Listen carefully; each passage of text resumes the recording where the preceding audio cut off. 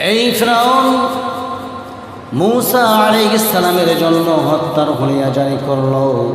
মূসা আলাইহিস সালামকে এক পর্যায়ে আল্লাহ রাব্বুল আলামিনের পক্ষ থেকে ঘোষণা চলে আসলো, ও মূসা, যা করেছো কোনো সমস্যা না, আমি আছি তোমার সঙ্গে। তুমি এই মিশর থেকে তুমি অন্য দেশের মধ্যে পাড়ি জমা করো, অন্য দেশের মধ্যে তুমি চলে যাও, মানে হিজরত করো। তুমি কোন নবীরা হিজরত করেন নাই বলেন তো দেখি? সমস্ত নবীরাই হিজরত করেছে। বিশ্বনবী মানবতার মহান শিক্ষক রাসূল সাল্লাল্লাহু আলাইহি ওয়াসাল্লাম পর্যন্ত মক্কায় টিকতে পারেন নাই। দোষ কি ছিল? তিনি কি খারাপ কথা বলেছেন? ভালো ভালো কথা বলেছেন। যখন শুধু কালিমা তাইয়্যিবা লা ইলাহা ইল্লাল্লাহ এতটুকুর ঘোষণা দিলেন, আর তা আমার রাসূলের উপরে অত্যাচার শুরু হয়ে গেল। কি আমার নবী ছিলেন? যাই হোক, এই কথা বলেছি আমি। মূসা আলাইহিস সালাম এক পর্যায়ে তিনি চলে গেলেন। যাইতে যাইতে চোখ যেদিকে যায় সেই দিকে মূসা আলাইহিস সালাম যেতে লাগলেন। যেতে যেতে একটা কূপের ধারে দাঁড়িয়ে গেলেন।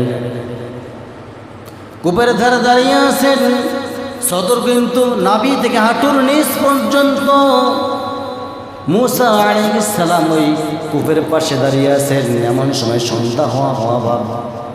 এমন সময় দেখতেছেন দুইটা নারী পানি নেওয়ার জন্য আসতেছে।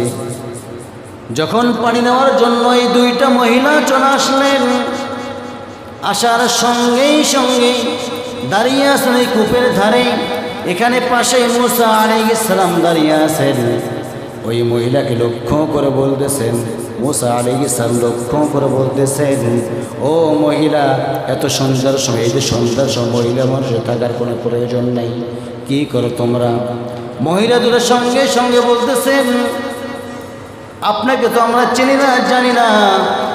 এই যে কূপটা আছে, কূপটার উপরে ঢাকনা, যে ঢাকনাটা আছে, এই ঢাকনাটা সরাইতে লাগে 7 থেকে 8 জন মানুষ। 7 থেকে 8 জন মানুষ যখন এই ঢাকনাটা সরাইয়া দেবে, তারপরে সবাই পানি উত্তোলন করে নিয়ে যাবে এই কূপ থেকে। সর্বশেষ যে পানিটা থাকবে, এই পানিটা আমরা উঠে নিয়ে যাব আমার বাড়ির মধ্যে বড় বৃদ্ধ বয়স্ক মানুষ একজন বড় বৃদ্ধ বয়স্ক মানুষ, চোখে কম দেখে, বৃদ্ধা মানুষ, তার সন্তান, আমরা অন্য কোনো সন্তান নাই।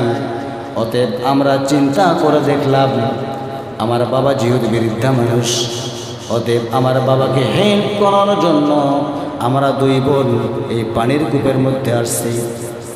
মূসা আলাইহিস সালাম চিন্তা করলেন, মহিলা মানুষ বেশি সময় ঘন রাতের মধ্যে থাকা যাবে না।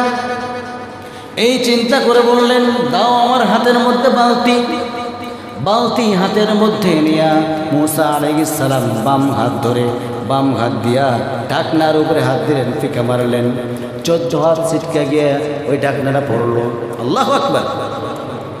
যখন 14 হাত ছিটকে এই ঢাকনাটা পড়ে গেল, পড়ে যাওয়ার সঙ্গে এইদিকে মহিলা দুইটা থরথর করে কাঁপা শুরু হয়ে গেছে। মানুষ না অন্য কিছু।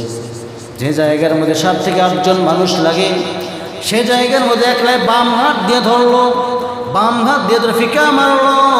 ফিকা মারানোর সঙ্গে 14 হাত ছিটকে পড়ে গেল এবং আমাদেরকে পানি উঠাইয়া দিল। আমরা পানি নিয়ে চলে আসলাম। আমার ভাইরা, আপনারা বলেন তো দেখি, নবীদের গায়ের শক্তি কম ছিল না বেশি ছিল? জোরে কম বেশি ছিল। ঠিক তদ্রূপ মূসা আলাইহিস সালামের রাগও কিন্তু বেশি ছিল, শক্তিও বেশি ছিল।